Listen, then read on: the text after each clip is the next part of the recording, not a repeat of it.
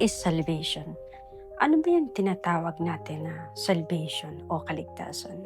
Maraming tao ang nagsasabi na saved na ako, are you saved? O some churches claiming na sila lang daw yung maliligtas. Today, pag-usapan natin kung ano ba talaga yung salvation sa pinakasimple at malalim na kahulugan nito na nakabase sa Biblia. Ang salvation ay nanggaling sa Greek word na soteria.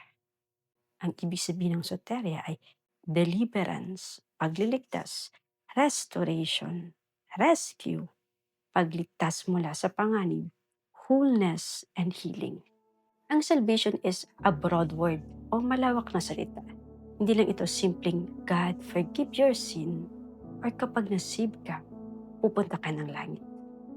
Ang salvation is the answer o sagot ng Diyos sa pagkakamali o pagkahulog ng tao o yung tinatawag nating man's fall. Ang man's fall ay nangyari sa Garden of Eden sa Genesis chapter 3, kung saan sinuway ni Adan at Eva ang utos ng Diyos.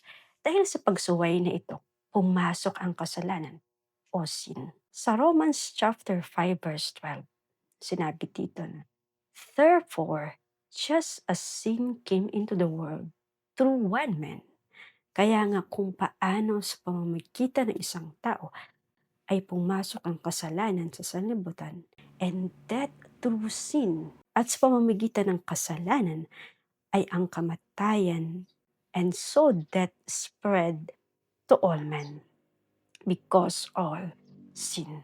Kaya't ang kamatayan ay kumalat sa lahat ng tao sapagkat ang lahat ay nagkasala.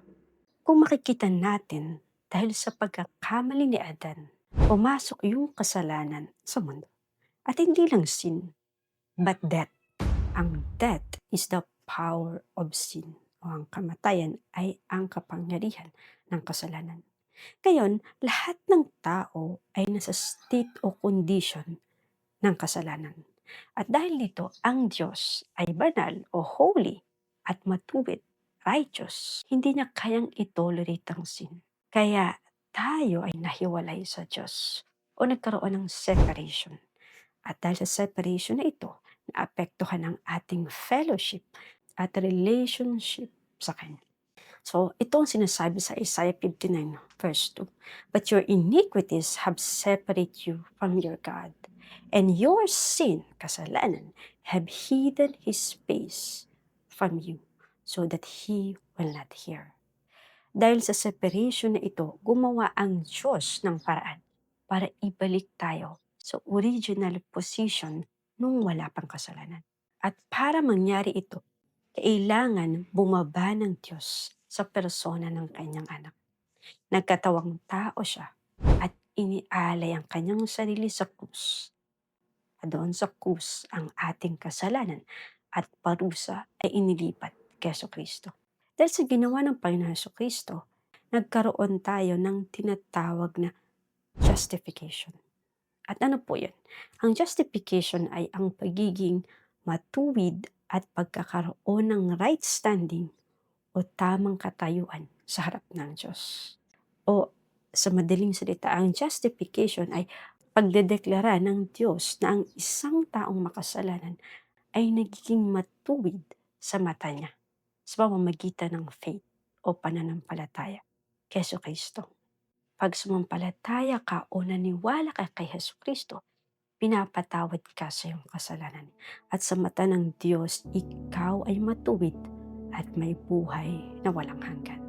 Sabi sa John chapter 6 verse 47, most assuredly I say to you, he who believes in me has everlasting life. Kaya kung naniniwala ka, tanggapin mo ang free gift na ito mula sa Diyos. Ang kaligtasan, receive it with faith and with all of your heart. Pray this prayer with me. Panginoong Jesus, tinatanggap kita bilang aking Panginoon at tagapagligtas. Naniniwala ako na ikaw ay ipinako sa krus, namatay, muling nabuhay para sa aking makasalanan. Patawarin mo ako linisin mo ako at baguhin mo ang aking buhay. Salamat sa kaligtasan, sa kapatawaran, at sa buhay na walang hanggan. Amen.